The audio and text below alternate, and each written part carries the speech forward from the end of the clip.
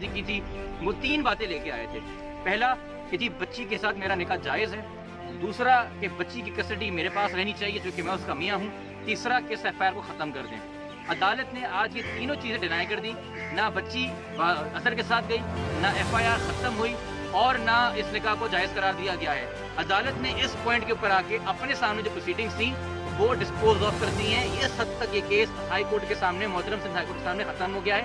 Sindh high court نے جو کہ دوبارہ آرزو سے پوچھا کہ کیا وہ اپنے والدین کے ساتھ جانا چاہتی ہے, تو اس پہ آرزو نے کہا کہ میں اپنے والدین کے ساتھ نہیں جانا چاہتی. اس میں ہمیں کوئی سرپرائز ہونے کی ضرورت نہیں ہے, کوئی بڑی تعجب کی بات نہیں ہے, کیونکہ جو انسان ایک چھوٹی 13 سال کی بچی کو یہ پٹی پڑھا سکتا ہے کہ تم اور میں بیٹا شادی کر سکتے ہیں, تم اور میں پوری ازواجی زندگی قائم کر سکتے ہیں, تم میرے ساتھ پورے وہ رشتے جو ایک میاں بیوی کے ہوتے ہیں وہ قائم کر سکتی ہو, اپنی والدین کا گھر چھوڑ کے آ سکتی ہو, اس کو یہ پٹی پڑھانا کہ تمہارے والدین تمہارے دشمن ہے, تمہارا بھلا نہیں چاہتے, کوئی مشکل بات نہیں ہے. تو عدالت نے یہ کہتے ہوئے کہ جو کہ بچی ابھی پورے جو سے راضی نہیں ہے والدین کے ساتھ جانے کے لیے, تو عدالت نے اسے کہا ہے کہ اس کو دوبارہ شیلٹر ہوم لے کے جائیں, اور ابھی اس کی جب تک یہ 18 کی ہوتی ہے یہ تب تک شیلٹر ہوم میں رہ سکتی ہے, اور اس دوران بچی اس وقت کو استعمال کرے نظر ثانی کرنے کے لیے اپنے اس فیصلے کے اوپر کہ اس نے والدین کے ساتھ جانا ہے کہ نہیں جانا.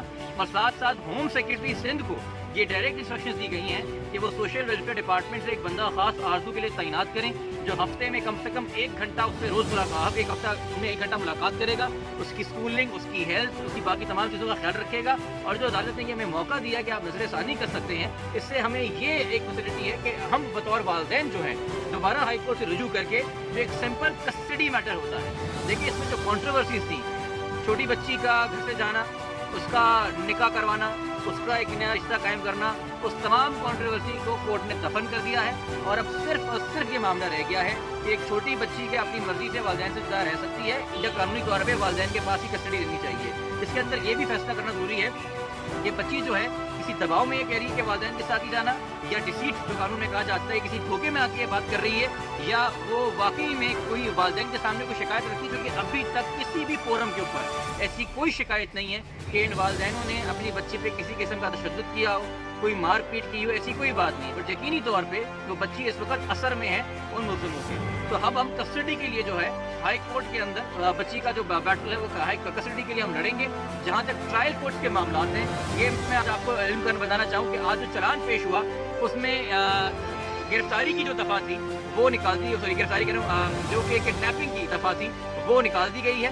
اس بیسس پہ کہ بچی کہہ رہی ہے کہ جی میں اپنی خوشی سے گئی تھی, مگر ہمارا موقف یہ کہ ٹرائل کورٹ کے سامنے ہم ایجوکیٹ کریں گے کہ آئیو صاحب کو قانون پڑھنے اور سمجھنے میں یہاں پہ تھوڑی غلطی ہوئی ہے. دفعہ جو اس کی کڈنیپنگ کے حوالے سے وہ رہنی چاہیے, چائلڈ میرج قانون کے حوالے سے جو سیکشن سے وہ بھی ہیں.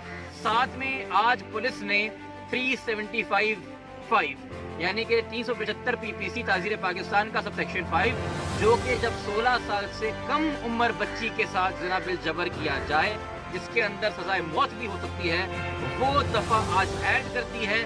یہ کیس اب اس نوعیت کے حوالے سے یا ٹرائل کورٹ کے حوالے سے یا پروسیکیوشن کے حوالے سے سنجیدہ ہو گیا ہے کہ جو بچی کے ساتھ زیادتی ہوئی ہے اس حوالے سے اس میں دفعہ اور شک ایڈ ہو چکی ہے.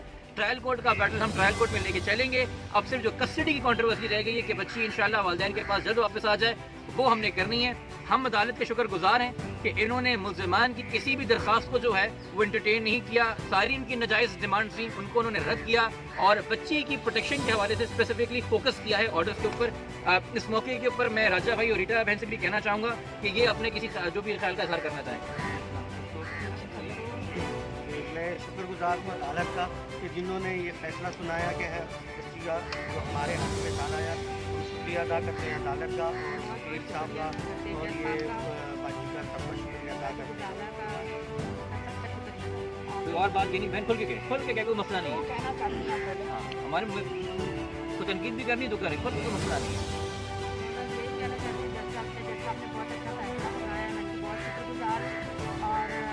عدالت کی بہت شکر گزار ہوں, میں بڑی عدالت کی بہت شکر گزار ہوں کہ انہوں نے ہمارا ساتھ اور جو بران بھائی کو بہت شکر گزار. اور انشاءاللہ ہمیں امید ہے داخل سے کہ ہم کسٹڈی کی بھی جنگ جیت جائیں گے. ٹھیک ہے, آپ کو بچی مل جائے انشاءاللہ ضرور, ہم لوگ کو یقین ہے اور میں اس بران بھائی زیادہ خدا نے بہتر کیا تو آگے بھی خدا بہتر. اور جو لوگ وکیل نہیں ہیں یا وکالت کے پیشے سے یا قانون سے جڑے ہوئے نہیں, ان کو میں بتا دوں کہ دیکھیے ہر پٹیشن کا ایک اسکوپ ہوتا ہے.